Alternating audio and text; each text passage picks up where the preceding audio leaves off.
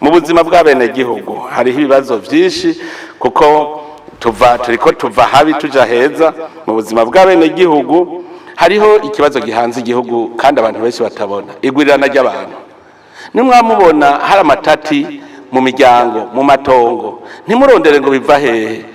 Igwirirana ry'abantu, kuvyara abana udashobora kurera biratangaje. Umuvyeyi aravyara abana 10, hageze ko baja ku mashuri akaja kuririra umuntu ngo fasha ngo abana ngo ndabajane ku ishuri. Igihe wabavyara ntibamubwiye ngo abaratunganya umugambi wo kuzobafasha, mugabo uri kukwega ingorane mu gihugu.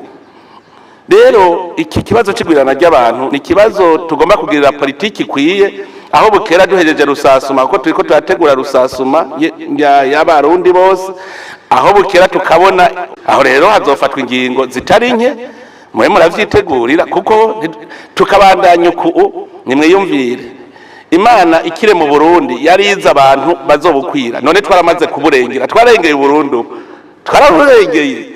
Nimwiyumvire none ufise, dufate ikarato y'amafanta yagenewe amacupa y'amafanta 28, fata amacupa 50 uyashire muri iyo karato akwigweyo ndaha. Nega nivyo turiko turagira, turiko dufata turengera, turamaze kurenga imbibe z'Uburundi, naho ntakiri igihugu citwa Uburundi tuzoronka dukwigwamo. Ni ikinyene tuzogundaniramo, none tuzoca tujahe? Twebwe turiko turiyahura tubona ico kibazo kirakomeye cyane kijanye n'igwirirana ry'abantu.